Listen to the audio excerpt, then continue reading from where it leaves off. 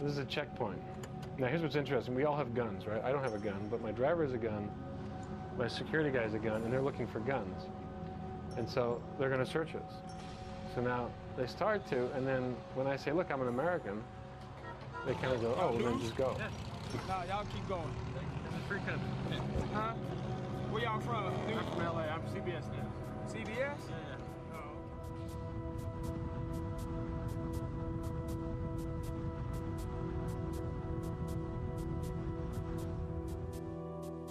There is a school of thought that says we should have given the citizens of Baghdad 48 hours to get out of Dodge and flatten the place. Then the war would be already over, and we could have done that in 2 days.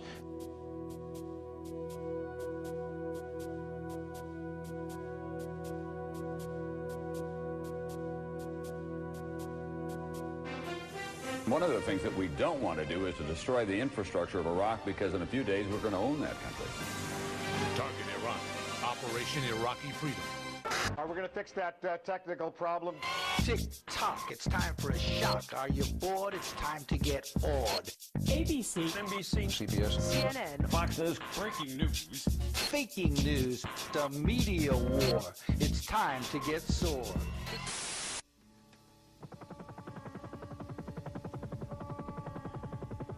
Wreak havoc and unleash the dogs of war. And there they start moving into Iraq. We got rockets coming in on us.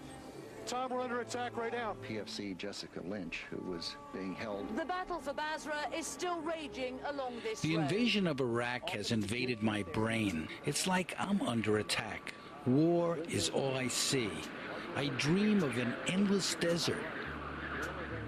This is the beginning of the shock and awe. Dissolving into bombs falling, into tanks rolling, into soldiers shooting, into people dying, into reporters reporting, if that's what they're really doing. This is the end. Beautiful friend. We have just this second crossed over the border into Iraq. Talk about embedding. Even my bed offers no escape from the 24-hour news cycle, spin cycle, Iraqi freedom cycle. The Pentagon has invaded my living room. Their generals have taken over my TV set. Is it news or propaganda? Or in this age of media mergers, has the media merged with the military? You don't have to go into the jungle anymore to find the horror. It has come home. I feel like I'm living through my own media apocalypse, under fire on the polluted river of TV news. This is media war without end. I'm a media critic. My job, to dissect the news. There were two wars going on in Iraq.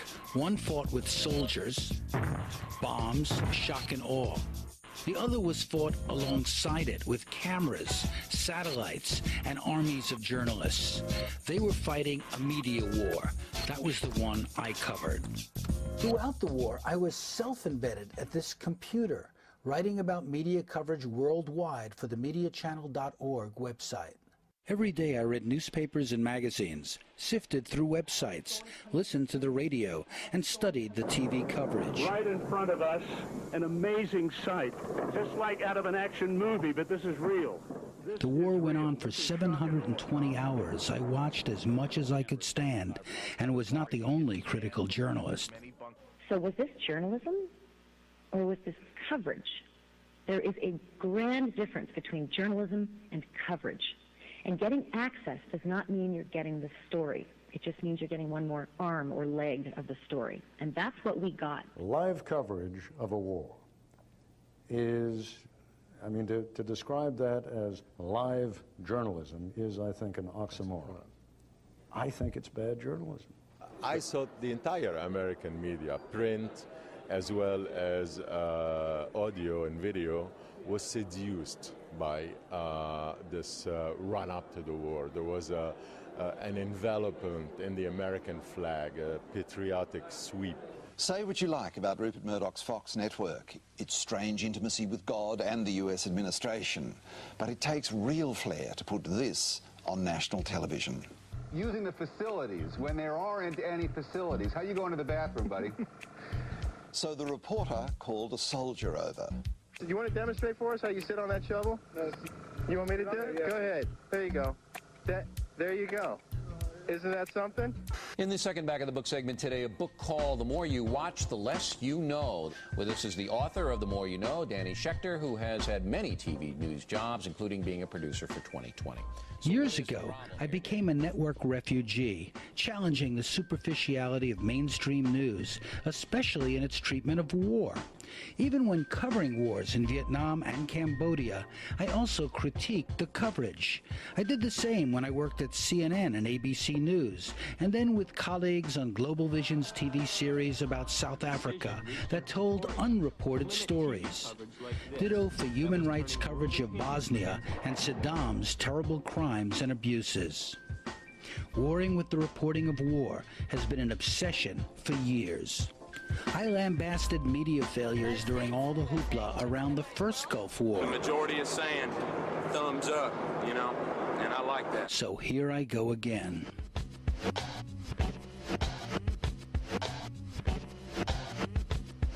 UPI cameraman Ed Keller, pinned down with the GIs, took these dramatic scenes while the dead and dying covered the floor, seats. It was this history of covering wars that led me to look at the relationship between the media and the military.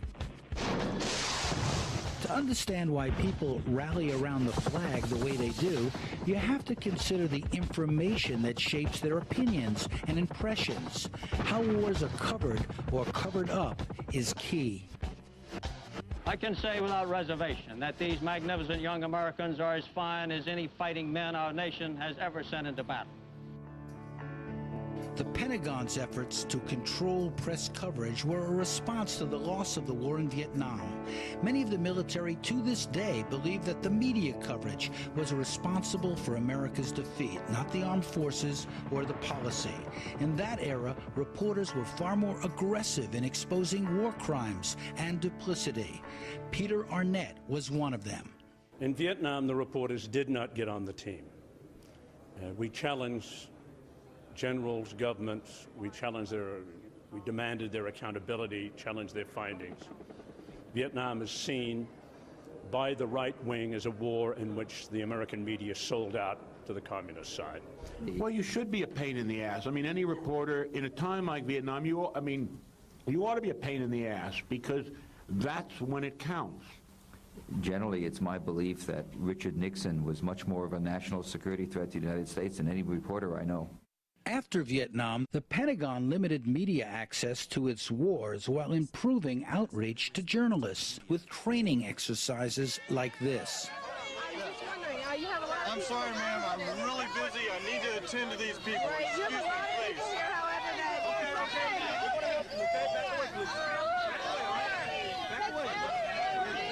Remember, everything you say is on the record. Camera's off, doesn't matter. It's on the record. You say it, it can be used.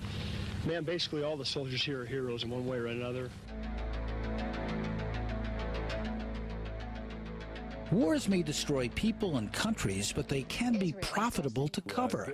CNN won the 1991 Gulf War in the sense that its coverage propelled a struggling cable news operation known in the industry as the Chicken Noodle Network into a top global news brand. Revenues followed as ratings soared. Iraqi forces in Kuwait. Iraq claims the attack is failing. And so did patriotic fervor. Even as media objectivity eroded, that old truism, truth is the first casualty in war, was never more true. Iraqi forces in Kuwait. Journalists were denied access to most of the 1991 Gulf War, writes CNN's Christiane Amanpour. Some of the killing fields. Behind our backs, behind the backs of the field reporters, field producers, and crews on the ground, our bosses made a deal with the establishment to create pools, what I call ball and chain, handcuffed, managed news reporting. The result, we later learned the smart bombs used then were not so smart. Only 1 out of 5 hit targets. Most U.S. casualties were caused by friendly fire. I've covered enough wars to be able in a position to say this, that we have never, including me, have never shown the viewer what it's really like, and how horrible war is. And And partly you can't show it because the camera can't capture it, but even at a certain level the camera may capture it and we won't show it. There are certain kinds of close-ups that we won't show. There are certain blood spatters, dead children that we don't show people, partly because it violates sort of long-standing practice. Don't put gore on television. The coverage of the Gulf Wars lacked more than gore. Context and background were missing, like the role the U.S. played in putting Saddam Hussein in power and arming him for years. America's war on Iraq did not end with the end of that war. Washington initiated and the UN imposed sanctions, which, coupled with the cruelty of Saddam's regime, reportedly led to 1 million children dying and the spread of new diseases. A mysterious Gulf War syndrome struck veterans. The U.S. and Britain imposed no-fly zones, using them as a cover for warlike bombing raids years before the 2003 invasion. None of these stories received the full coverage they deserved. And then came 9/11. The Bush administration used the attack as a pretext to put in place secret plans to invade Iraq drawn up before 9/11. The media was mobilized behind the war on terror. In post-9/11 America, a patriotic correctness swept through the news business. TV anchors put flags in their lapels. I wrote a book showing how the coverage advanced the government's plan to respond militarily. Some stories explaining why they hate us gave way to this. It all became very personal at 9/11. I was in command of my battalion at the time. I mean, I was in the training meeting when that happened, the unspeakable acts against pillars of our strength being hit by aircraft. You can imagine what it was like. It all became, very, very personal. Much of the coverage fueled demands for retaliation. There was often more debate in the streets than on TV. The same hatred that killed so many people.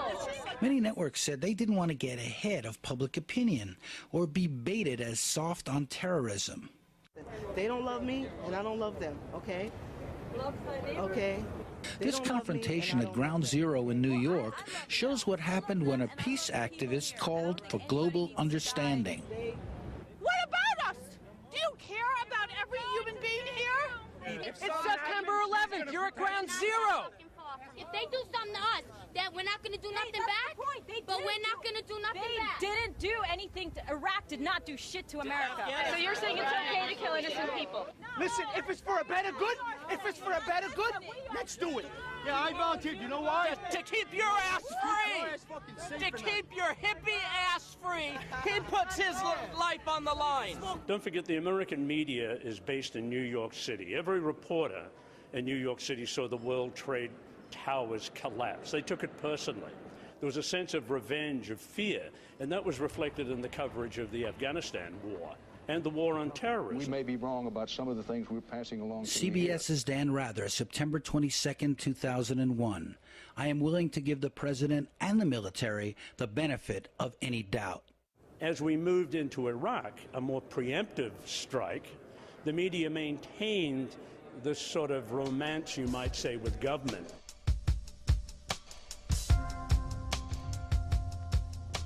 But the fact that they allowed the Bush administration to manipulate the truth so grossly and so nakedly in the run-up to the war made the war possible. The United States of America will not permit the world's most dangerous regimes to threaten us with the world's most destructive weapons. All the while, Washington insisted Iraq had to be disarmed, that it had proof that Saddam had weapons of mass destruction that threatened the world. Saddam Hussein recently sought significant quantities of uranium. The demonization of Saddam Hussein went on for 5 months. During the run-up to the Iraq War, American media outlets, including most TV networks and the New York Times, relayed the administration's spin on the threat posed by Iraq without much question. Without their cheerleading, there could have been no consensus for war. In May 2004, the New York Times acknowledged its pre-war reporting had been deeply flawed. A Times editor called it an institutional problem, indicting editors and reporters who, quote, coddled sources and practiced hit-and-run journalism. He admitted that America's self-styled newspaper of record had not just reported the story, but become part of it. Quote, covering the war was not the Times at its best. Only now, of course, we're learning so much of the stuff that we simply assumed must be accurate. It wasn't accurate at all. The ombudsman of the Washington Post later admitted, it's clear now that the press as a whole did not do a very good job in challenging administration claims. Critical perspectives about alternatives to war, all the kind of efforts and discussion of the peace movement virtually disappeared from the media at that very point where notionally, a society was making up its mind as to whether to go to war or not. The media monitoring group Fairness and Accuracy in Reporting, or FAIR, studied 1,617 on-camera sources between March 20th and April 9th, 2003. They found 71% of all sources were pro-war, only 3% anti-war. I mean, I saw a figure the other day of something like, I forgot the exact figures, but something like there were 800 experts used during the war on all the American broadcast outlets, and only 6 were opposed to the war. Now, that seems a pretty odd state of affairs. In this period, I was hoping war would be averted. UN deliberations were covered, but dismissively. International opinion was not taken seriously. The media frame became us versus them. There was a buzz here for many weeks. One journalist told me that buzz is gone. Instead, there's a pall, a feeling of total frustration. The United Nations wanted to give the arms inspectors time to finish the job, but the Bush administration bypassed the UN, claiming to act in its name by launching a preventive war, unilaterally, as an act of self-defense. Britain and a few other nations joined what was officially branded a coalition of the willing. Critics called it a coalition for the drilling. The United Nations survived this failure. The United Nations is more important than ever. We need collective responsibility. When countries like France called for more UN inspections, they were denounced as cheese-eating surrender monkeys in some media outlets. And despite the fact that we have no weapons of mass destruction, the U.S. armies have crossed the Atlantic, and they are preparing hundreds of thousands of other soldiers. The United States insisted they were there. What happened to those weapons? Well, I think it has been destroyed. It has been destroyed by the Iraqi government because they felt at that time that there is no need for it. Anyway, they cannot use it because if they would like to use these chemical weapons, the other side will destroy the whole Iraqi people, the whole Iraqi country. So I think they did realize that, and for this reason they destroyed it. And they destroyed it earlier, 91, 92. This claim, ridiculed by the media then, is largely accepted now. An exhaustive March 2004 University of Maryland study on the coverage of WMDs found that threat was exaggerated, reported inaccurately, and irresponsibly.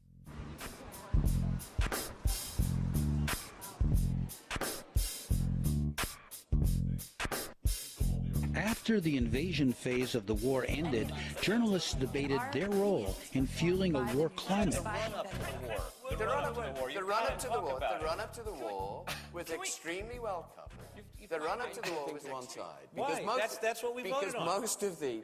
On one panel, Harper's Rick MacArthur challenged Time Magazine's Michael Elliott. Afterwards, I spoke with both.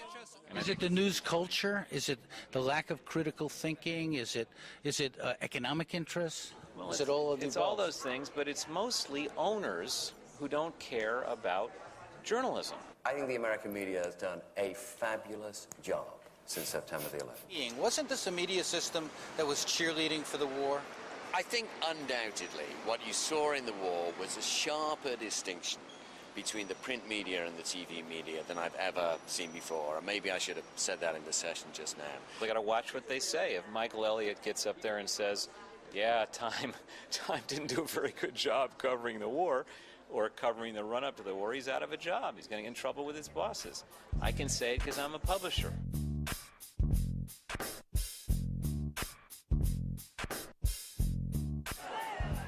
In the run-up to war, dissent was marginalized, debate was limited, protest and protesters seen but rarely heard.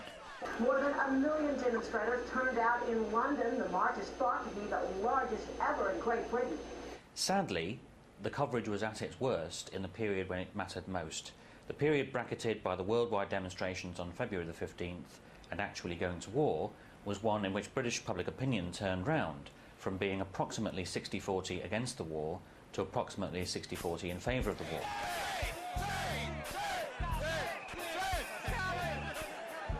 Washington Post Ombudsman Michael Gettler blasted his own paper for underreporting or poorly displaying coverage of big demonstrations here and abroad. There was fairly decent coverage of the fact that there was an anti-war movement. What there was not decent coverage was the analysis of what we were trying to say about what was wrong with the war, why we never should have gone to war, why the war needed to end, what was driving the motor force behind the war. That analysis never got into the mainstream media. No war! No war! No war! No war! It was freezing in New York during the huge February demonstration.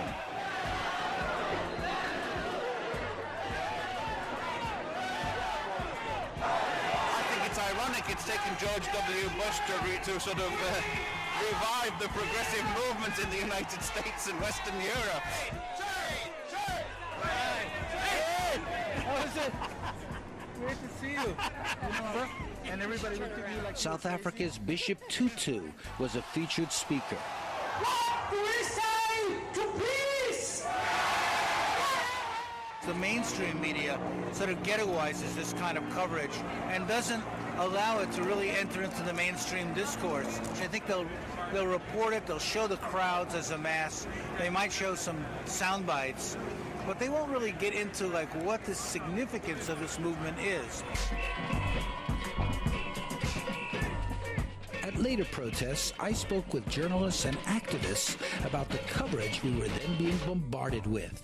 The purpose of journalism is to question the prevailing wisdom. The journalism we see in this country, for the most part in the mainstream media, does not question anything. And that scares me to think that here it is, it's a war, people's lives, the whole world is changing, and most of us are just watching it like another entertainment channel. If we invade Iraq, there's a United Nations estimate that says there will be up to 500,000 people killed or wounded. Do we have the right to do that to a country that's done nothing to us? Frozen out of the news, activists tried to buy airtime for anti-war commercials like this. No nation under God has that right. It violates international law. It violates God's law. Most networks wouldn't run the spots, even for the money.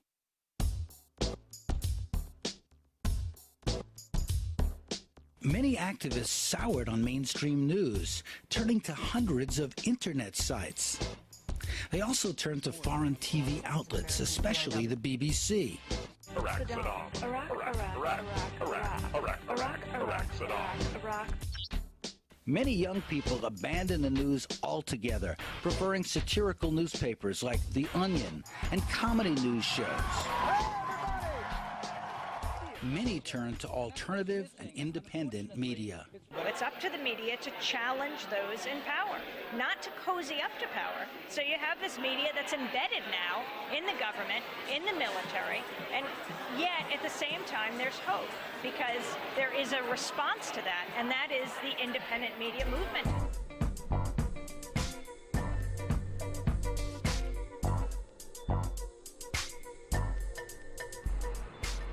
A global news army was put in place before war erupted. On all sides of the conflict, media outlets were spun or controlled by governments. In Baghdad, mainstream journalists say it was tough to get the truth. Sometimes independent reporters were able to do better. Every foreigner is followed by the secret police, but journalists are watched even closer. And there was an army under Saddam Hussein of government officials whose only job it was to spy on journalists. So you have no way to avoid being under the control of the Iraqi Ministry of Information. Burnt in their tanks. They tapped my phone in my office, my hotel room. There was a small camera in my hotel which watched my every movement. I used to have to go into the loo to get changed. I determined that the best thing was to not get accreditation as a journalist in my visa and to go in as a humanitarian worker. They are not near Baghdad. Don't believe them. They are nowhere. This is silly. Iraq's media minders worked for the Minister of Information, Mohammed al-Sahaf, known in the West as Comical Ali for his false claims. Most of his threats of Iraqi resolve were treated as a joke. Later, as resistance emerged, some now seem almost prophetic. The bribery system was appalling. Some television crews were paying up to $5,000 per visa. So in the case of Rupert Murdoch, he has a tremendous number of media outlets, probably the most of any single company or person in the world, operating in Iraq under Saddam Hussein. And one colleague who works in a Murdoch news operation estimated that Rupert Murdoch was giving as much as $500,000 to Saddam Hussein's government during the lead up to the war, just for permission for his news outlets to operate there. And there was a running joke that Rupert Murdoch was the second greatest source of cash for Saddam Hussein, second only to oil smuggling. There are pockets like Tikrit. If Iraqis were corrupt, so were some Western media outlets. New York Times correspondent John Burns and others accused Western media companies of competing through corruption, literally buying access for their correspondents and cameras, while not covering human rights abuses and the suffering of the people. CNN later admitted it did not report abuses of its own staff members in order to keep its office open in Iraq. F-18 streaked in. Few of the journalists who covered the war covered the way it was really covered. Independent reporter Robert Young Pelton, author of this best-selling travel book to the world's most dangerous places, had his eye on the media eye. There was never any sense that we might go to war. It was always like, we're going to attack Saddam Hussein, and here's why. There was very much a script on how this war was handled. There was a kickoff. Saddam Hussein and his sons must leave Iraq within 48 hours. And then there was a countdown. You got 48 hours to get out of town. Then it was like everybody tuned in for the opening kickoff. As the war progressed, it was done on a linear scale. We're going from here to there. It was almost like we're running a pass. There were people actually drawing diagrams, generals drawing diagrams on a map that looked just like a football play. You know, we're going to go sneak around here, we're going to do this, and we're coming up there, and we're doing that.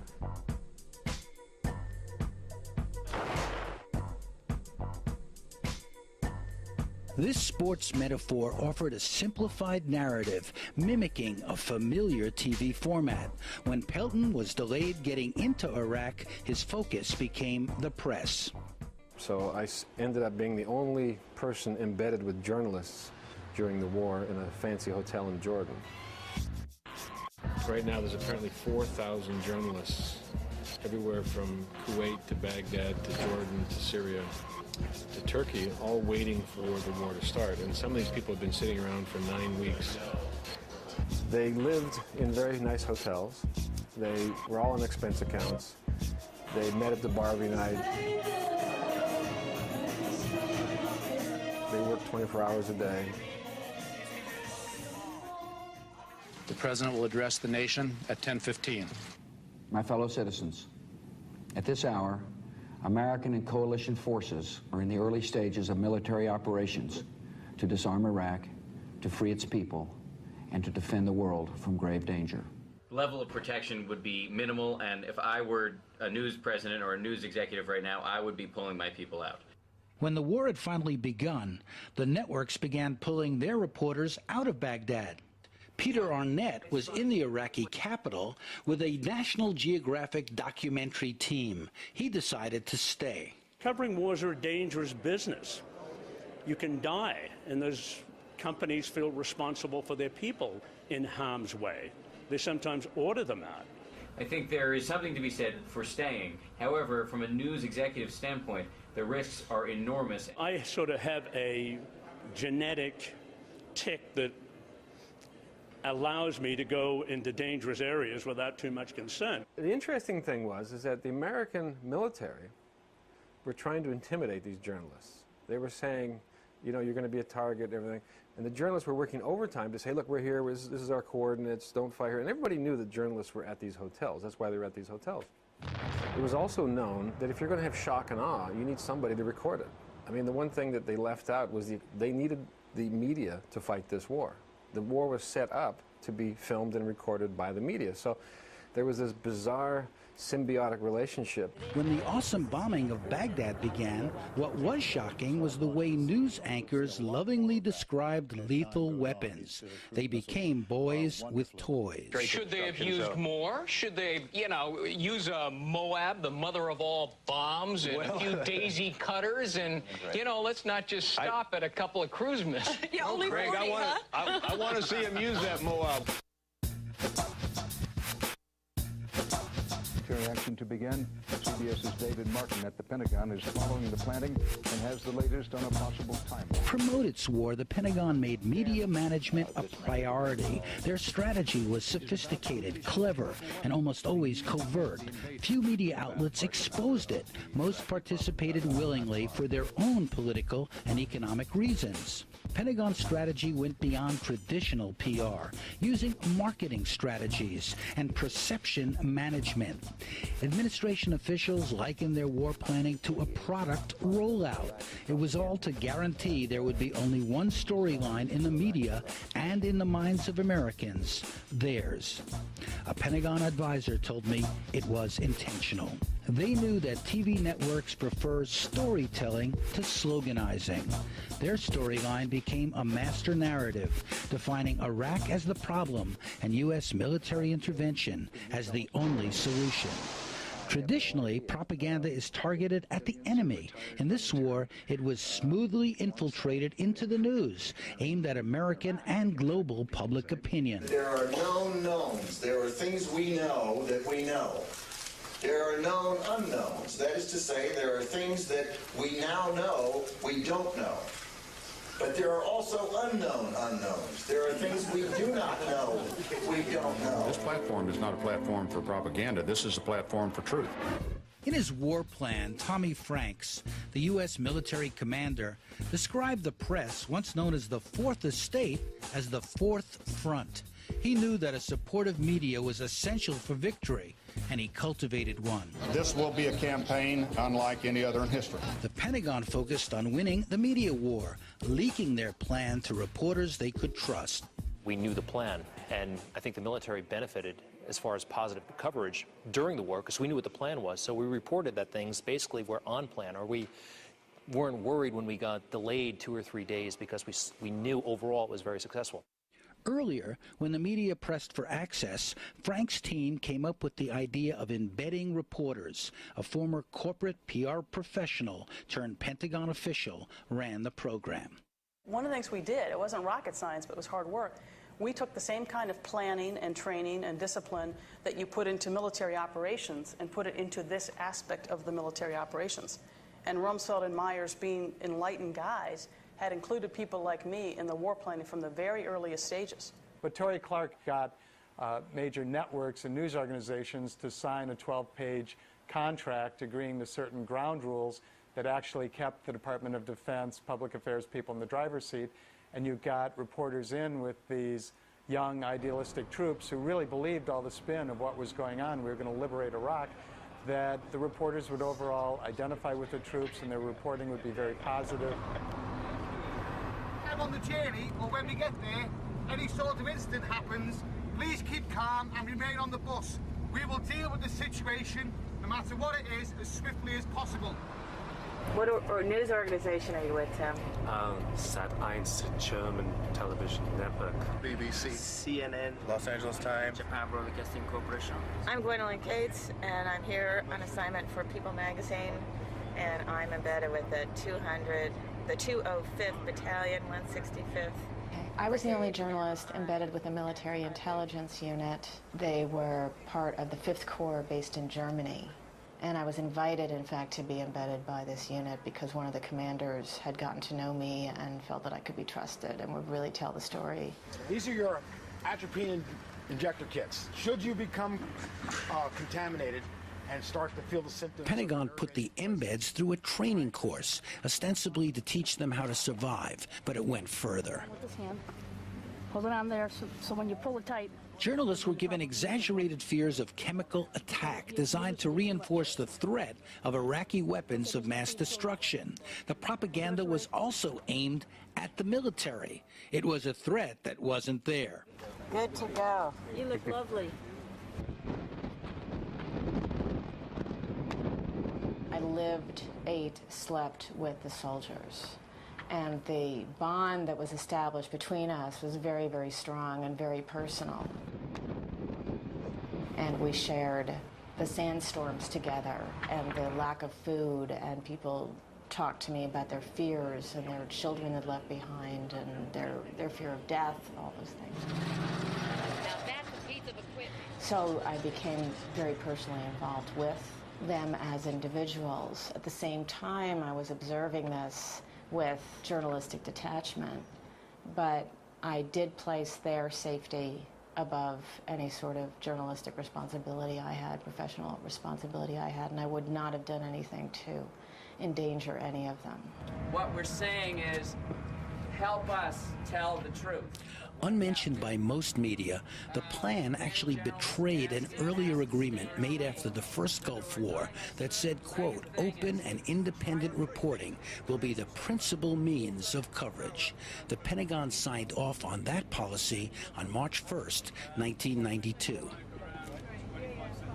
There's an interesting issue of conflict of interest there, because one of the standard rules of journalistic ethics is that journalists should not accept anything of value from the source they're covering. Well, all of their transportation, and indeed their very lives, were being protected by the soldiers they were covering. And how old are you? I'm 21. What's your birthday? 3rd of the 10th, 81. It's because we want to send you a birthday card. How do you spell your last name? When I was there, it's funny because I was not so much scared for myself. I thought, how will I be able to handle it if one of my soldiers dies or is injured? I kept thinking about that. How will I be able to handle it? The idea of embedding is essentially the Stockholm Syndrome. If you take an unarmed individual and put him amongst armed people, he becomes sympathetic to their cause. So the idea was, look, slap a helmet on these guys, stick them in a Jeep or a Humvee, head him in that direction, and let him do whatever the heck he wants, and he will become sympathetic to our cause. Many embeds did a conscientious job, but they could only provide a limited and ultimately misleading picture. The debate from the left and right about embedding, from the left that these were going to be lapdogs of the Pentagon, from the right that this was going to be loose lips sinking ships, I think neither proved to be true. But we haven't had the debate about what the embedding process did to our understanding of the war. Stay down, stay down. Far too many journalists were gung-ho about covering the war. Some romanticized it, seduced by the spirit of adventure. Others sought glory, as Canada's CBC explained in a stunning special, Deadline Iraq. During the war, no U.S. network ran anything like it. I think so many journalists have this fascination, I must do this, and then I can call myself a war correspondent the rest of my life. It's as if they've got a checklist of things to do in their life, and this is one of them. But they are absolutely not prepared for the reality. People didn't want to miss this war, and it had a lot to do with people's career. There was no question. This is a thrill ride if you want to turn it into a thrill ride. I mean, you can go to places in order to get shot at, in order to have the excitement of feeling what it's like to get shot at. I mean, you can go play in the traffic, too, if you want. There were few embeds with the military planners, with the covert action teams, the CIA, special ops, or with the air war. The U.S. military units that did the most damage were covered the least. I mean, it looks like this was disinformation at the highest levels. Later, CNN's Christiane Amanpour admitted her own network muzzled the news. Is all about Yes, I think the press was muzzled, and I think the press self-muzzled. I'm sorry to say, but certainly television, and perhaps to an extent my station, was intimidated by the administration and its foot soldiers at Fox News. And it did, in fact, put a climate of fear and self-censorship, in my view, in terms of the kind of broadcast work we did. Talk about letting people know that ratings have gotten under your skin. Nothing could be further from the truth, obviously, and I'll let the news media defend themselves, but I promise you 5, 10, 15 years from now, people who study these things will say, you never saw such real, you never saw such accurate, you never saw such hard-hitting coverage of military conflicts. A week later, CNN hired the Pentagon's media flack, Victoria Clark, as an on-air contributor. It seems the gunfire has been coming from the police station down here. I think a lot of journalists did lose courage. A lot of embed journalists did lose their ability to be critical, to emphasize the fact that there may be problems going on here because they didn't want to be kicked off the team. They wanted to stay embedded, and I think that was part of the problem. Look, you do what you can do with what you're given, you know, and I did the best I could with my assignment covering the 2nd Brigade. I think overall, if you have, what were there, 600 journalists embedded throughout, that is definitely a plus. By and large, the people who were covering this story, who were there at the front lines, actually doing the actual reporting, did an admirable job. They were doing what they were sent out to do. However, they don't have ultimate control. The control someplace else. The control might be back in Washington or New York or in Edit Bay in Qatar or Kuwait City. Once this war started, we wanted the United States to win. We got to know these soldiers as people, and we wanted them to be successful.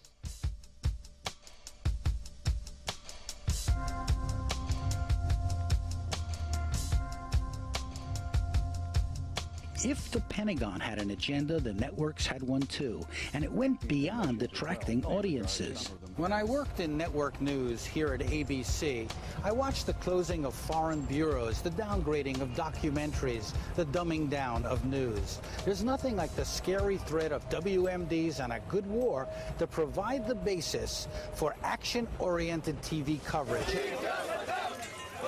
Time magazine's Saddam cover was modeled on an earlier Hitler cover. Bush was presented as the avenging angel. War is one of those action-oriented spectacles that TV news lives for and thrives on in a post-journalism era. All the networks wanted to have was a countdown to war. If you looked at every single network, it was virtually indistinguishable. 48 hours to war, dun, dun, dun, dun, dun, showdown to Saddam. With encouragement from the Pentagon, the news networks fashioned their coverage to maximize production values, to make it exciting. Time magazine called the approach militainment. Journalist Robert Pelton describes how it was done. I was in some of the initial phone meetings between New York and the people in the field. And this was being set up like a movie shoot. There was a channel called Best of the Bombs. And this is exactly what it was called, Best of the Bombs. And every piece of good footage from any network would be tossed onto this feed. This is a satellite feed. So if you're doing a story about, hi, I'm standing in the middle of nowhere, and let's roll to the footage, you would have this feed that had only good explosions. Secondly, they told people to take your camera off the sticks. We want to have that cinema verite look. You know, move it around, move it. We want to see where you are. We want you to walk and talk and make people feel that you're in the middle of something. This is true. A Defense Department memo urged military commanders to encourage action coverage. Quote, use of lipstick and helmet-mounted cameras on combat sorties is approved and encouraged to the greatest extent possible. If you were to pick a generality, they were there for the big story. And keep in mind that Iraq is unusual because in the early days of CNN, one of the most memorable images were people like Peter Arnett sitting on a rooftop calling the war like a football game. This is the 6th cruise missile to have come over our heads in the last half hour. But the entire population of the planet focused on one journalist. So this was a wet dream for any journalist that went to Iraq, to be in that spot for a well-known, predicted war to happen. If you're the guy holding that microphone and that thing happened behind you, that's what you're known for. You're not known for careful research, for, you know, it's the face. It's all about the face. And where that face is a measure of who you are. So they were looking to get bullets flying, bombs going off, and that microphone and then face on TV.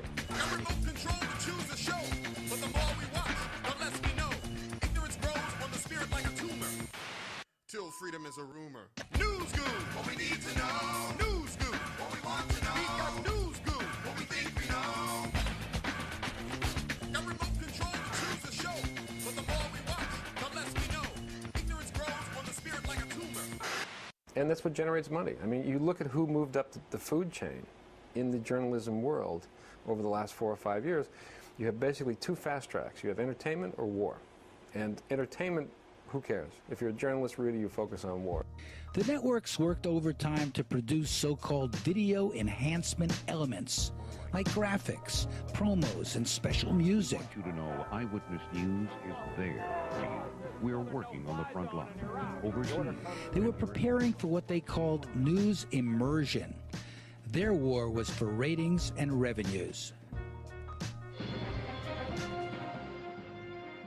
A CNN graphics designer in Atlanta confided to a friend that he was told to sex it up. Bombs don't work. That's correspondent Bill Neely of Britain's ITN. War coverage soon developed its own routines, with anchors tossing to constant updates from embed reporters and in-studio analysis by network generals. One result, glitzy, round-the-clock, fast-paced coverage that was often misleading, inaccurate, and rarely corrected. Just more militainment. From the headlines. These entertainment values stimulated a demand for even more excitement from video game makers like KumaWar.com, who turned the war into an interactive commercial experience. Of actual news events occurring around the world right now. Through British eyes, the U.S. channels lacked journalistic distance. By and large, in the American networks, you would hear people talking about we, as though the American the network was actually in the war. In the States, as far as I can ascertain, there is a presumption that politicians are right and honest and truthful. That is the default from which everything else operates. Some UK journalists like John Pilger and Robert Fisk opposed the war. Others felt constrained. If, say, for example, you cease to base your news agenda on the words and deeds of official sources, of the Prime Minister, of the government, and start to base it instead on gathering alternative perspectives, on gathering news from unconventional sources, then you will be somehow exposing yourself to the risk that you'll be accused of bias. Even as the military encouraged action coverage, Pentagon advisor John Rendon recognized the dangers. There's a convergence of content. News, information, and entertainment needs to be separated. Right now, there's a blurring of the lines on all three. And if you can think about it just in terms of how music comes up underneath news pieces as a form of dramatization, it changes the dynamic. And if the vehicle that delivers this information is all the same, then the viewer, the listener, or the reader will find a hard time distinguishing between the three. Undaunted, the channels produced branding liners, some taking the government campaign theme, the war for Iraqi freedom, as their own. One proposal to call the war Operation Iraqi Liberation was discarded because that spells oil. It's Operation Iraqi Liberation. Tell me, what does that spell? Operation Iraqi Liberation. O-I-L.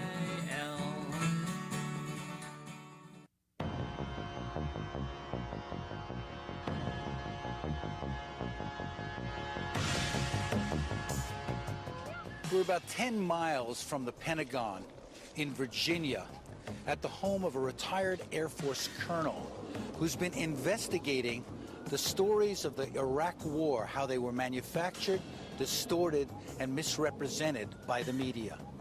I heard heard military guys say things about the Iraqis that there's something wrong here. Sam Gardner, I'm a retired Air Force colonel, and I have taught strategy in military operations at the National War College, at the Air War College, at the Naval War College. Gardner did a study that reads like the Pentagon Papers of the Iraq War. He and others revealed how information dominance promotes strategic influence, how it drove the Bush administration's preemptive war, using deceptive information as an integral component of military and political combat. This goes beyond just influencing what we think. It aims at controlling what we think about.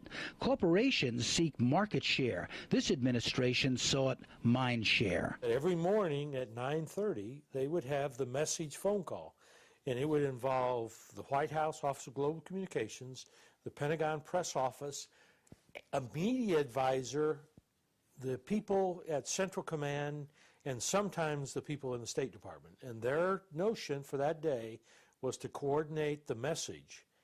And after that, they would talk to the Brits so that the message in London matched the message in Washington.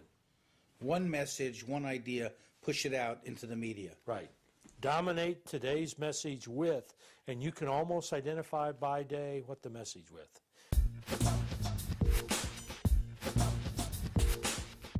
Every day there was live coverage from the Pentagon's high-tech media center in Doha, built by a Hollywood set designer.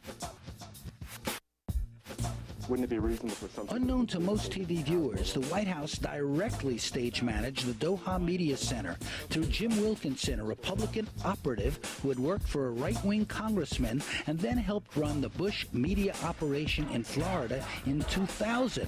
That strategy included staging events such as this anti-vote recount protest in Miami.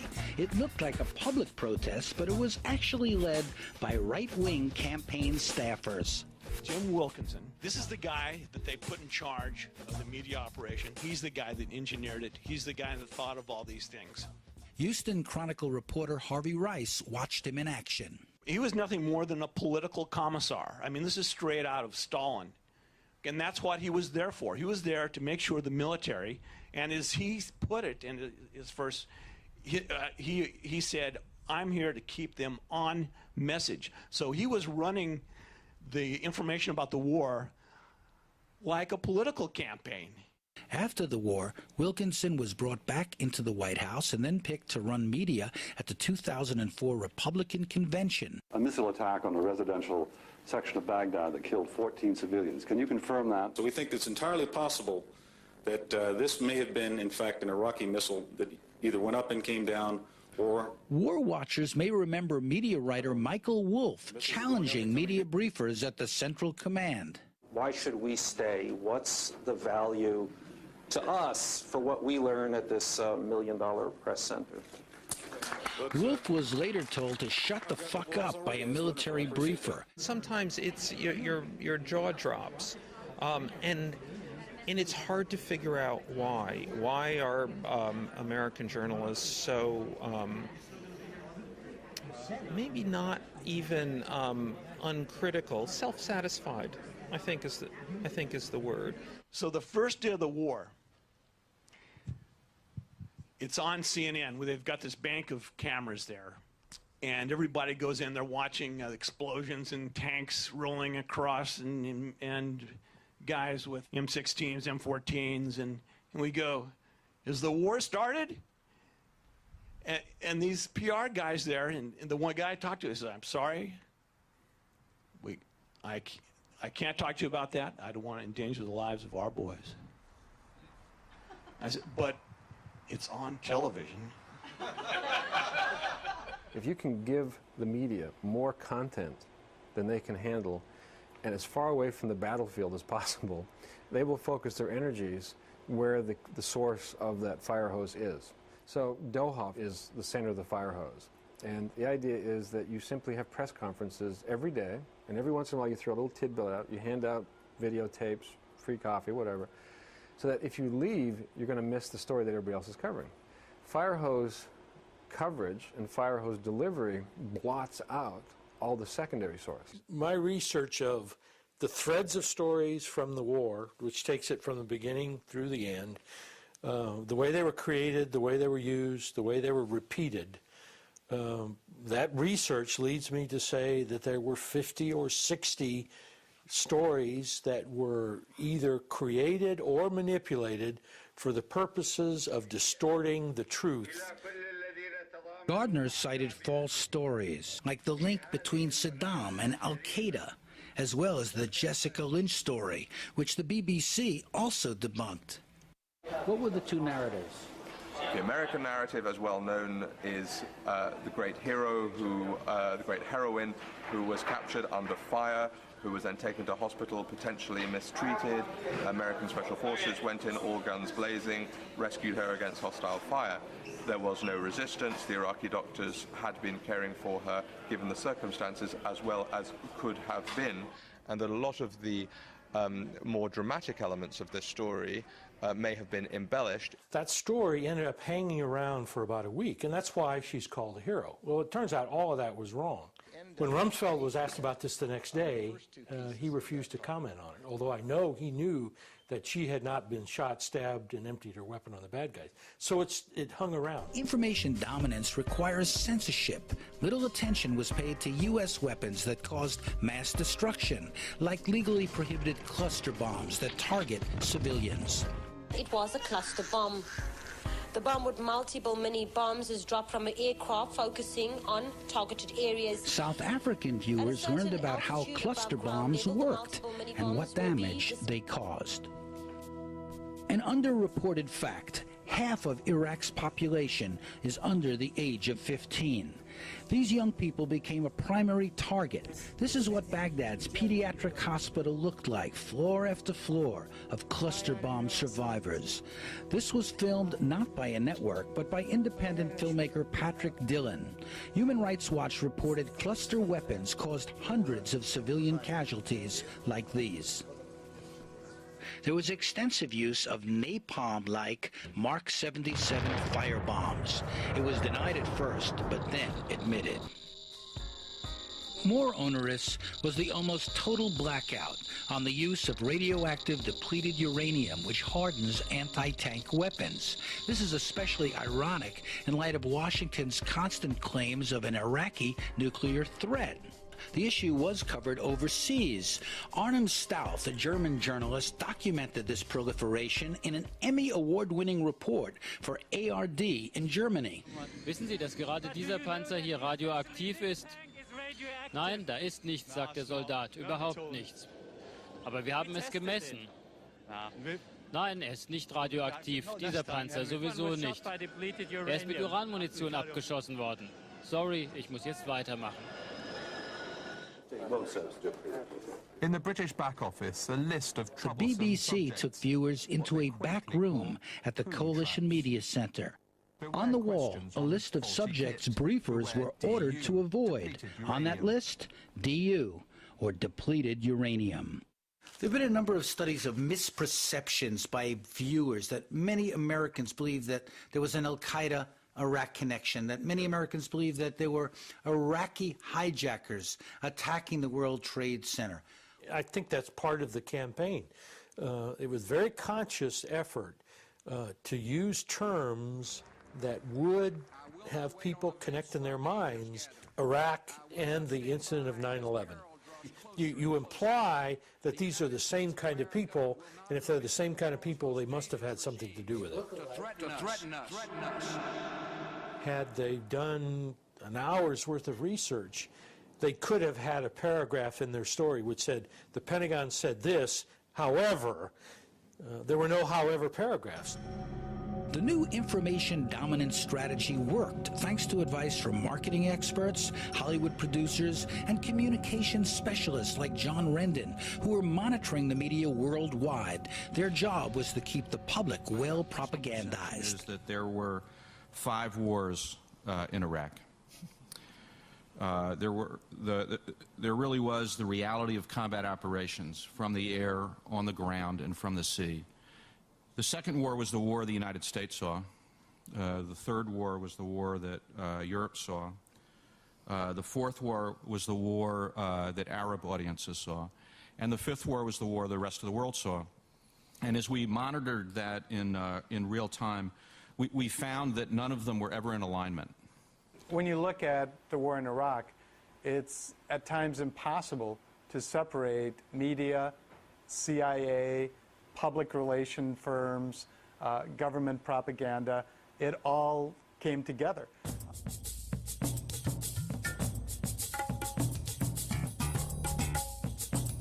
What is the problem here, Danny? So what's the problem here? I'm at the Fox News channel Inside Fox and Friends, a program I monitor every morning. It's been the most extreme in its coverage of the war. I'm waiting for the makeup lady to come. I'm going on the air to talk about a conspiracy that happened 40 years ago, the Kennedy assassination. I made a film about that. Fox is not interested really in the conspiracy that's happening now in terms of the media, the military, and the administration. But that's not the subject they have me here to talk about. The past somehow can be handled safely. The present is another matter. Well, you know what they say, Fox is like not really fair and balanced, that it's really not even news. You know, do you watch it? No. No? Don't scrunch your face. I'm sorry. Because you're the third person I've talked to who said they don't even watch it and they work here.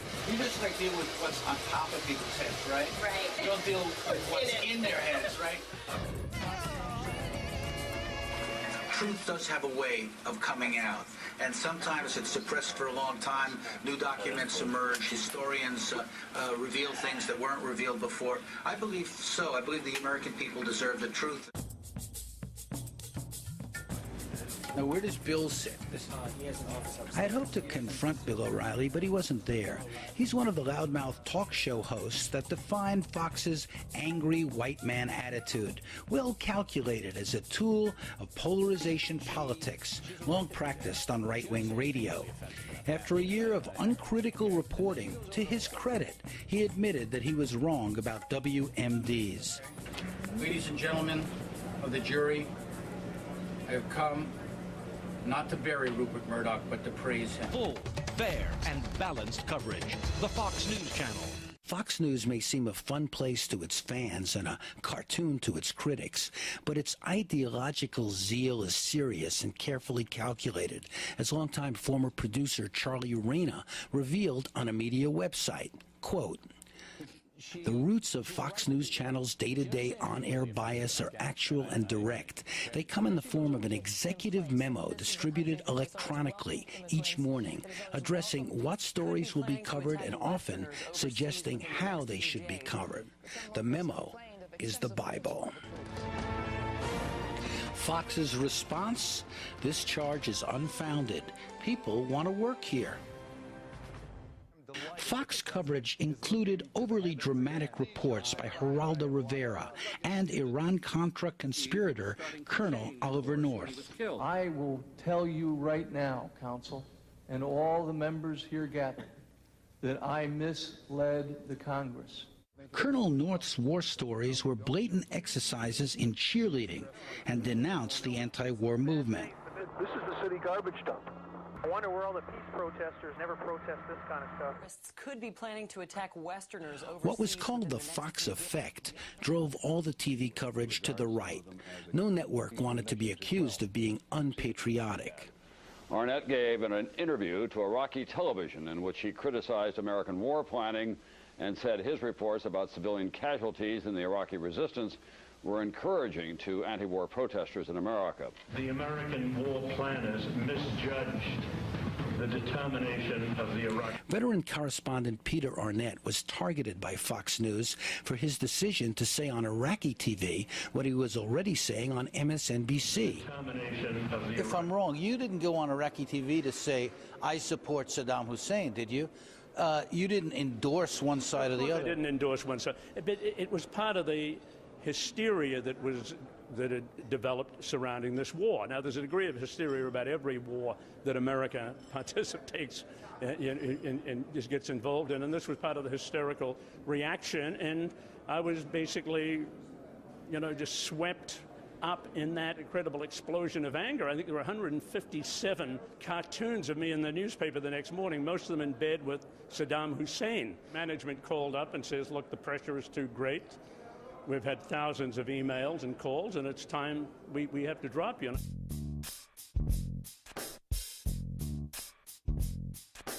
What I've learned, and has gone unreported until now, is that those emails were not from the public at large, but part of an orchestrated campaign by Free Republic, a right-wing online network. We were freaked, an official at National Geographic told me, explaining that 20,000 emails calling Arnett a traitor bombarded their executives, who then panicked and discharged him. The Freepers boasted of their success. Before the war, NBC fired popular anti-war talk show host Phil Donahue, replacing him with strident right-wingers in a move to outfox Fox. An MSNBC executive called Fox the patriotism police. The rest of the world looked at my firing, you know, is a you know, another example of American media caving into government. What about Al Jazeera and that, publishing those gruesome pictures of dead soldiers? I think there's something that is culturally Arab about that. News, fair, balanced, and unafraid. But all of the networks more or less signed on to the official rationale. A study found widespread misperceptions among viewers. The people with the most misinformation watched the Fox News channel, although viewers of other channels were also receptive to inaccuracies. Public broadcasting viewers and listeners were misled the least. This Canadian study highlights another misperception about the media itself. Quote, most Americans were not aware of how one-sided and biased the coverage had been. They believed the news media had served the country well. Nothing like this has happened. The war in Iraq continues, and no one takes you closer than CNN. In this war, what had once been known as the CNN effect had faded, but CNN was still a news leader. I learned that CNN mounted two news teams, one for the U.S. channel and one for the rest of the world on CNN International. Was it just different strokes for different folks? Explain to me why CNN had one type of coverage for America and one type for the rest of the world. I'm not so sure it was different. The content was the same. The presentation sometimes is different. American audiences have certain expectations of how the news is given to them. Missile bomb firing, apparently. People aren't going to hang out on the screen forever and watch what what your long explanations. They want to know quickly what's happened because they have a job to do too, and. That's what our job is, to give them that. For me, it's a huge difference to be able to get international news. One of the benefits I had living in Atlanta was I was there in the heart of an international newsroom. As soon as I stepped outside, domestic media never gave me that. It's a real shame, actually, especially for the world's most powerful nation.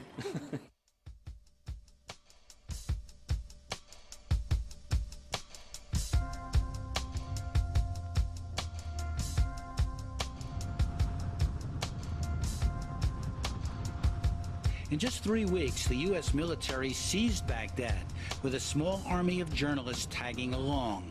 Robert Pelton, operating unilaterally now, observed the network news operations. When you're a journalist in Baghdad, you live in a fancy hotel, you're hooked to the internet all the time. You've got people in New York making decisions for you, sending you story ideas that you are going to go out and do.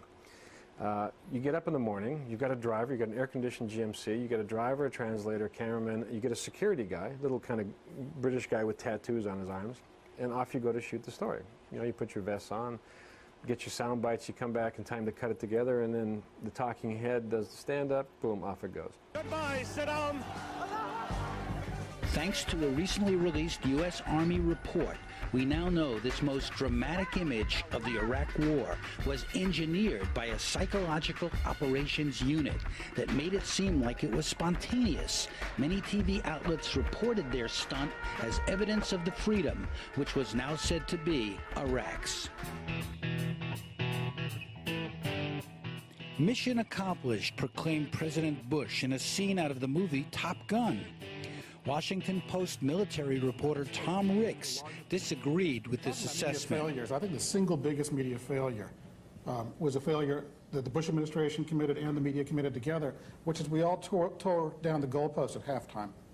On April 9th, we said game over. It turned out the game was half over. The post-invasion storyline quickly changed from liberation to occupation to resistance. There was massive looting. There were pro-Saddam protests and daily attacks on U.S. soldiers. Almost none of the invasion coverage anticipated this post-war chaos. While some TV crews remained, most of the embeds were withdrawn, upsetting military commanders like Scott Rudder. 15 April, when everyone left, a new breed came over. These individuals were not part of the war, very excited about getting the information, getting it there. On the Sheraton Hotel as well as the Palestine Hotel, you can imagine huddles of reporters around high-paid taxi cab drivers to launch out, to get the story, to show up in your unit without any type of coordination or efforts. You can imagine them huddling around a Bearcat scanner for the bad news. The search for WMDs was getting nowhere fast. No one asked me to come here and fight for someone. So, well, you know what? Because half my company doesn't even own a car. You know why we came here and fought? We came here and fought for all the beautiful ladies back home and a nice cold Coke. That's why we're here kicking off in somebody's butt. Thanks a lot. By year's end, when no WMDs were found, officials called it a moot point and sought to change the subject. By then, the post-war war claimed more American lives than the invasion. Stephen Marshall of Guerrilla News Network went to Baghdad in October 2003. Each of the major networks has sort of one crew who travel around from bomb site to bomb site. It's all sort of guarded by the military with huge checkpoints and, concrete barriers, which doesn't give them an opportunity to cover what I would call the Arab street, or the true sort of experience of the Iraqi people.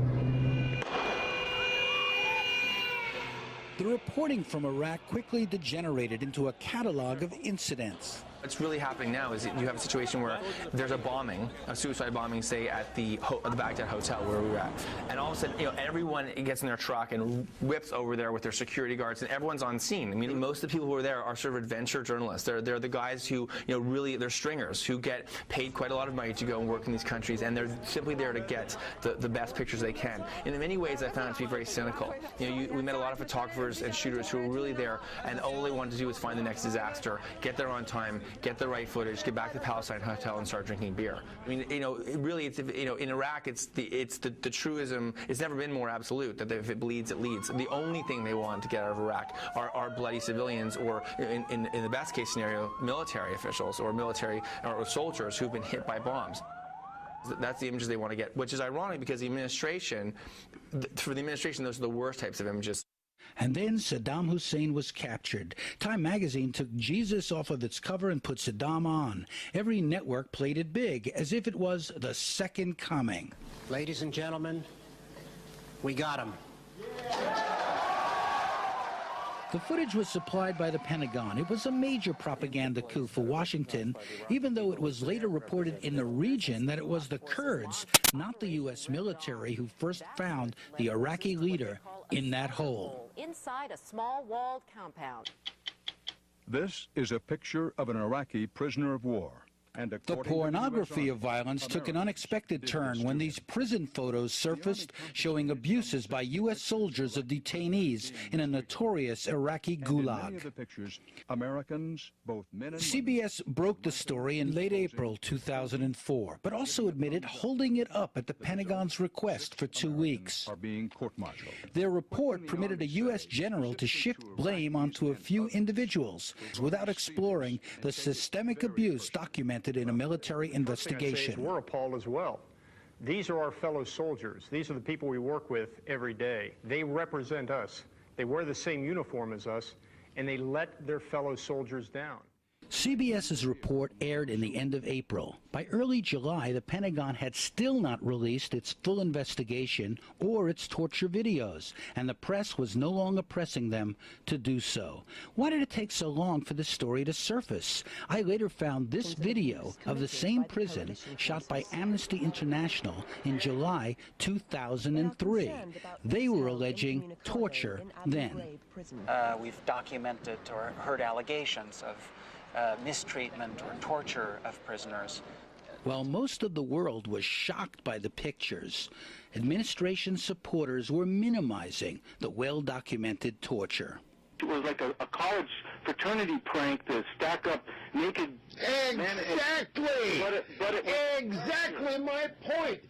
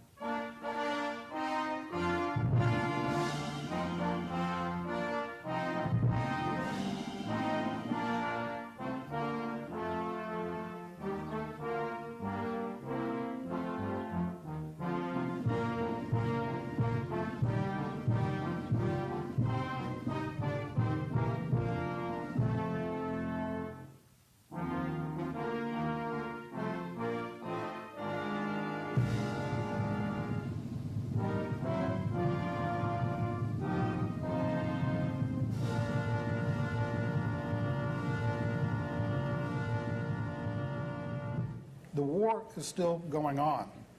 Its outcome is still undetermined. The United States has not won this war.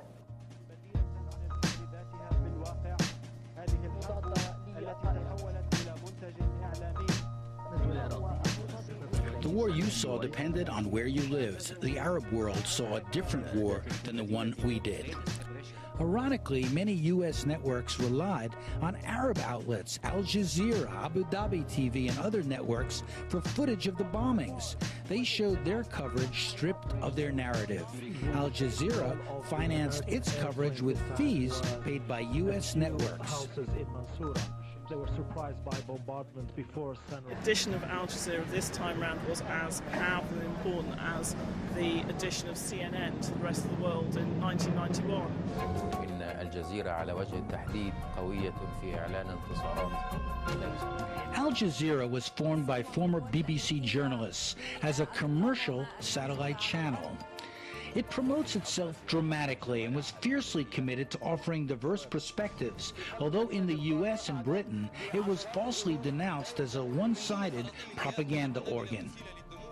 Its correspondents were often brave and took risks. They saw themselves as independent and balanced, although their style was much hotter and more audacious than their Western counterparts.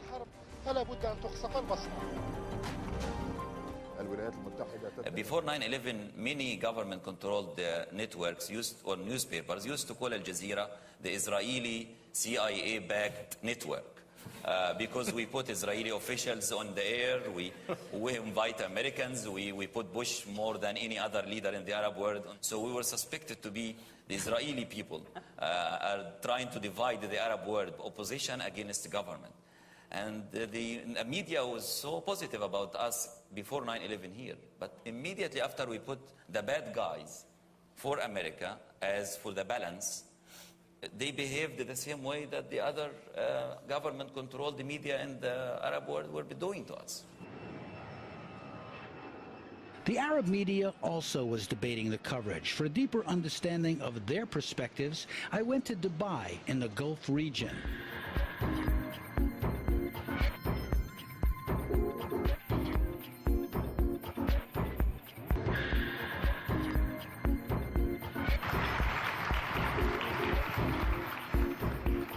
Welcome to the Arab Media Summit.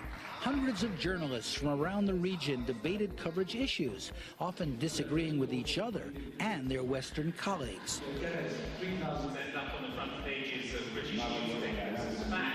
It was there I met TV anchor Nima Abu Warda. She rose to challenge CNN correspondent Nick Robertson. Now, my second comment is to you, in fact, or CNN, regarding Amanpour's comment. Amanpour said that CNN was muzzled. She talks of an atmosphere of fear of reporting what's going on. Of collusion, perhaps, is what she's insinuating between the Bush government and CNN. That's absolutely not what she said. Those were private comments she made outside of CNN. These were comments made on a TV program, I understand. Outside of CNN. But it's not private when it's on television, live television. Thank you very much. Howard, let me answer bring up your first point. You think he was uncomfortable talking about it? Oh, extremely uncomfortable. He turned away. I was going to say, are you gagging me? Because that's exactly what he did. He dismissed me. I was dismissed. Just swatted like a fly on the wall. Nima told me about the TV coverage of the war she watched. I would flick English, Arabic, English, and you'd be comparing and contrasting stories and just seeing the angles and what was being said. Because ultimately, you get different stories from the different perspectives. On the Arabic TV stations, I would see what war is really like, the blood and gore, the mess that really happens when a bomb hits a building. 10% are so-called dumb bombs. On CNN, you would see more of the strategic stuff. The viewer in this part of the world thought that only one side or a lopsided version of the war was being given. We are refugees going from one place to the other, and we can't reach our homes. We came from Al-Qasr, and God knows what happened in Al-Qasr.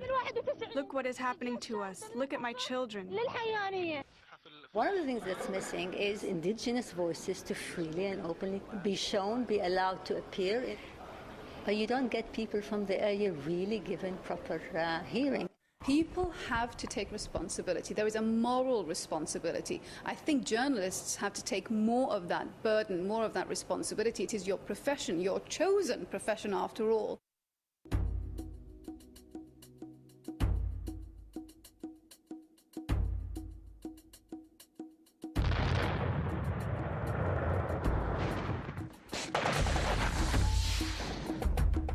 Journalists and media workers were targeted in Iraq. Was it deliberate? To keep the story on message by intimidating non-embedded journalists? How did the media industry challenge these killings? Some were killed by so-called friendly fire. Others, victims of calculated attacks, missiles, tank shells, and bombs dropped on or near journalists.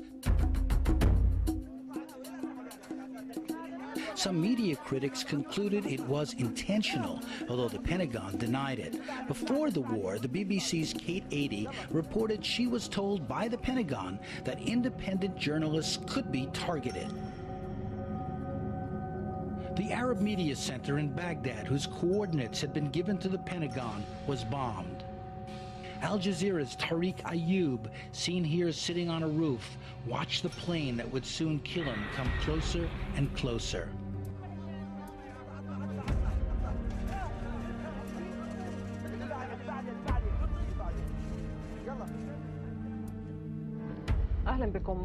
Welcome. A U.S. tank shelled the Palestine Hotel, which is crowded with journalists, killing 2 cameramen. One of them works for a Spanish network, and the other one works for Reuters. Now another incident. Look at this. An American tank on the bridge across from the Palestine Hotel in Baghdad. A soldier would later claim his tank was fired on. Listen carefully. There are no sounds. We moved to the Palestine Hotel because the Pentagon asked our organizations to let us leave Al-Rashid Hotel because it was a target. And when we moved to the Palestine Hotel, our organization told the Pentagon that we were at the Palestine Hotel. So did every news organization. Again, minutes later, no sounds were heard, no one firing at U.S. soldiers. Suddenly, without provocation.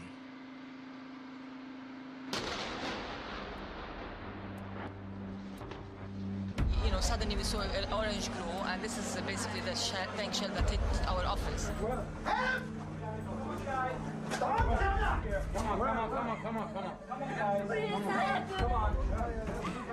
And you know, you can imagine panic. We were wounded. It was me and another photographer.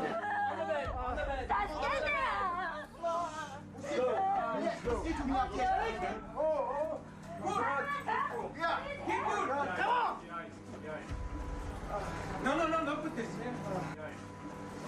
Oh my God. Are you okay?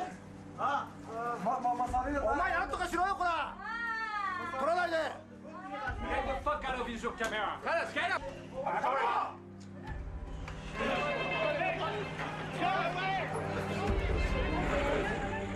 I can't imagine that they would target journalists, you know. I couldn't believe why would they targeted us, you know, what have we done to them?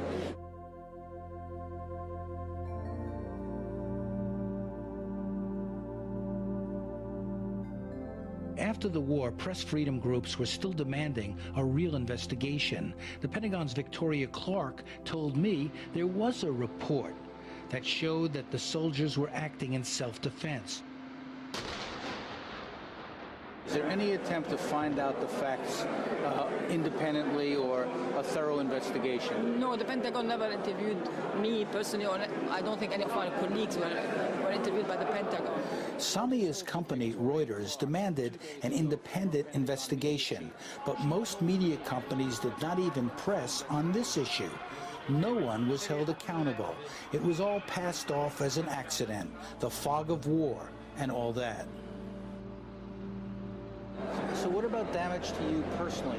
I was hit in the brain. I had a brain operation, and it took me a long time to recover. But you know, I was blessed. I survived. But it was, you know, emotional damage and physical damage. But you know, the emotional also, you know, because I lost a colleague. We covered a war together, and suddenly he was next to me and he died.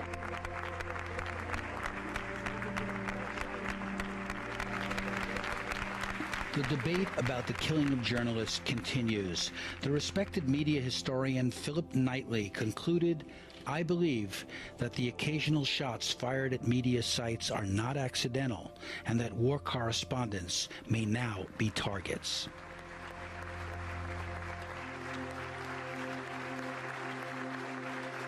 The media war had drawn blood.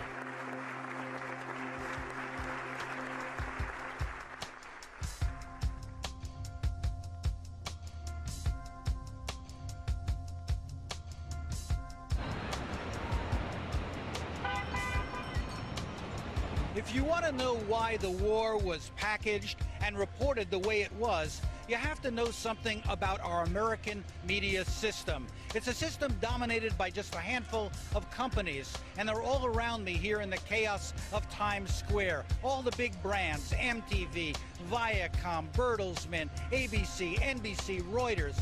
They surround me physically. What they represent is the power of media power to promote economic and political agendas. What they represent today is a merger of newsbiz and showbiz. What they represent is a consumer culture.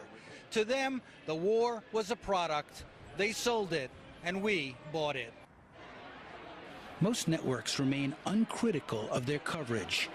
NBC won the U.S. media war as the highest-rated network.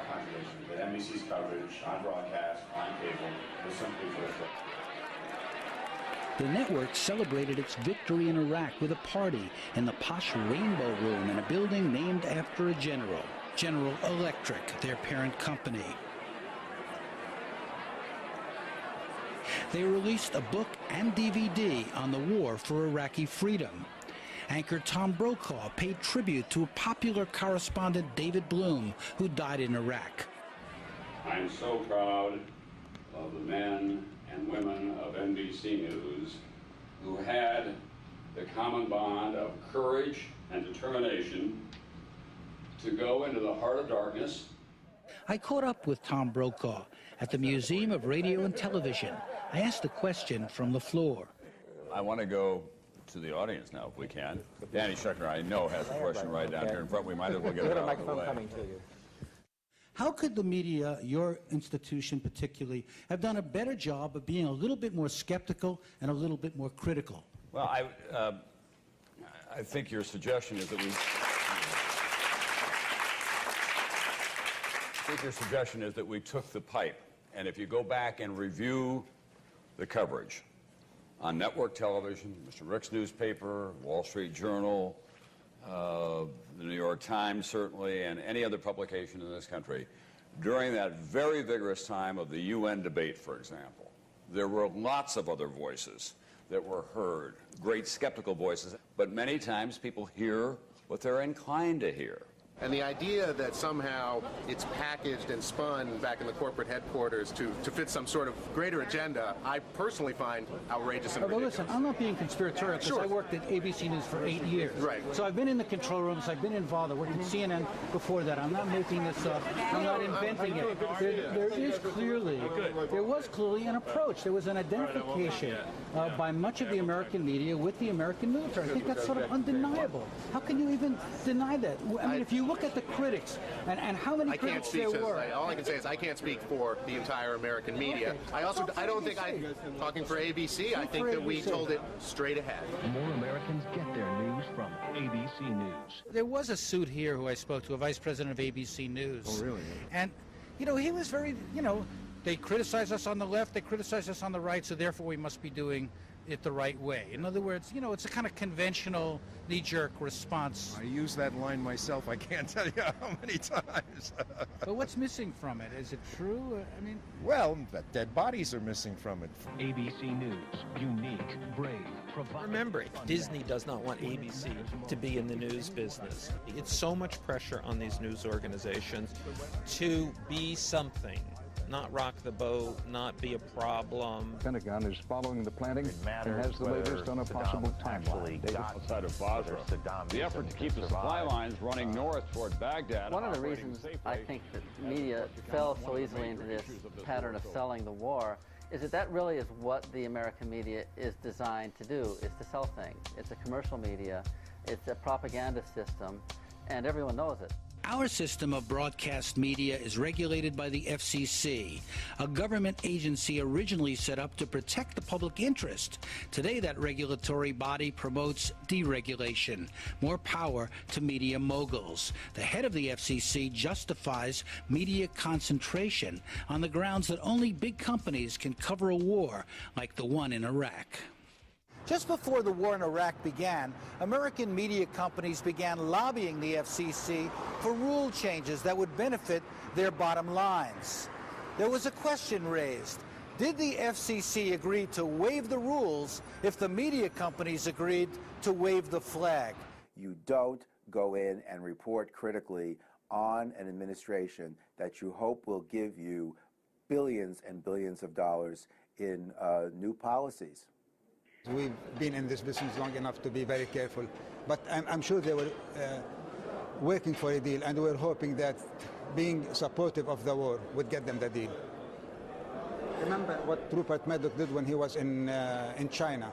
He was the only one defending China, despite all the abuses of human rights, because he was working on a TV deal with, which he eventually got in China.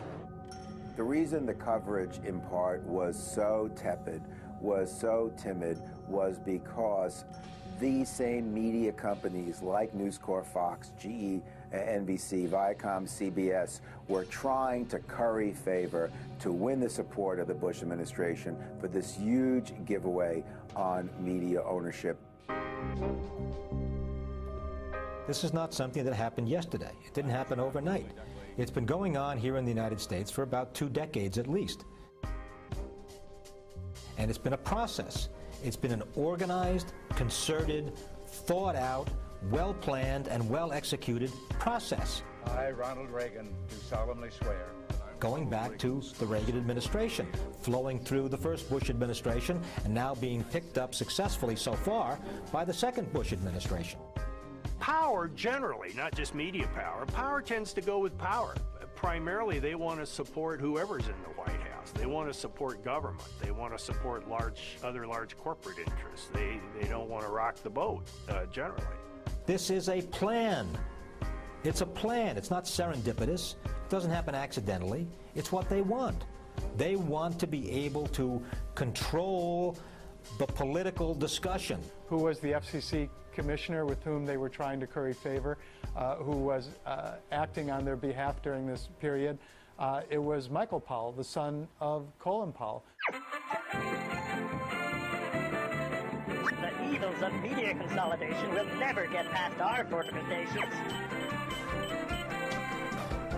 I think it was very clear that the major media companies in this country had business before the government. Boom. It's a conflict of interest. In my day, there was really a wall between news and the rest of the organization. It becomes sort of a you scratch my back, I scratch your back. Did you see any coverage on television about the whole controversy, about the FCC and the new rules? I mean, there was hardly any to speak of. There must have been some somewhere that I missed, but it was so minor and so ineffectual in terms of informing the public what's going on. Well, people need to try to take back the airwaves. They need to try to restore democracy to the airwaves.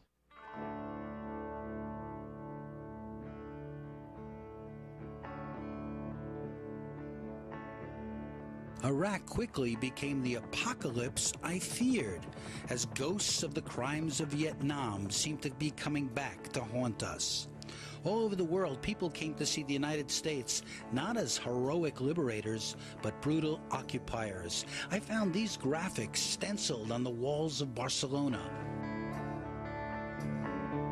I saw how media outlets suppress scrutiny of policies, preferring to show images rather than expose interests.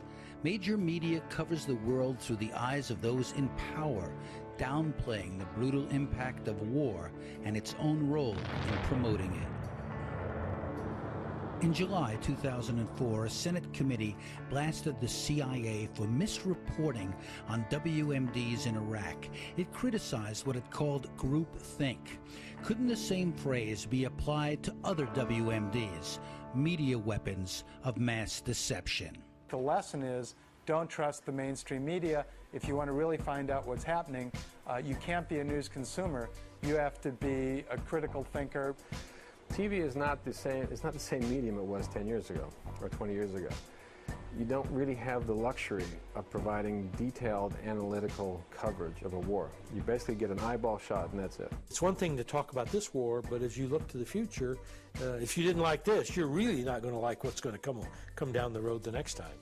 Just as there's an investigation now into the failure of the intelligence community, we need an investigation into the failure of our journalistic community. Media hasn't really been taken to task at all. There's no global watchdog that's saying you didn't do your job well. Media people seem to be more comfortable repeating the words of politicians, repeating statements that come out in press, etc., than actually probing and trying to find out what it really means. Is it true? Is it true?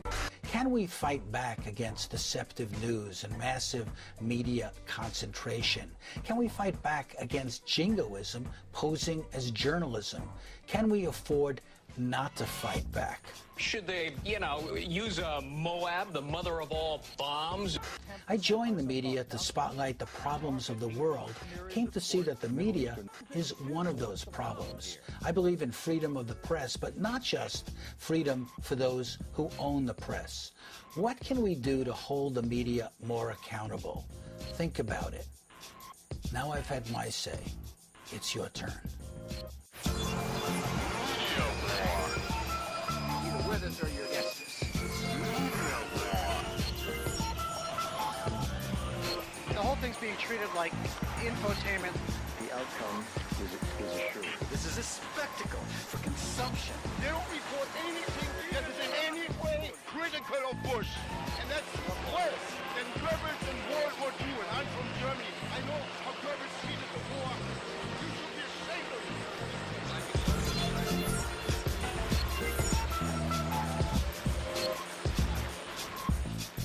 Sounding applause, President Bush declared the major combat had come to an end. My fellow Americans, major combat operations in Iraq have ended. In the Battle of Iraq, the United States and our allies have prevailed.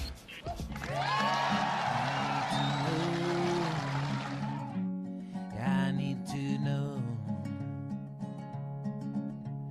the honest truth. I need to know.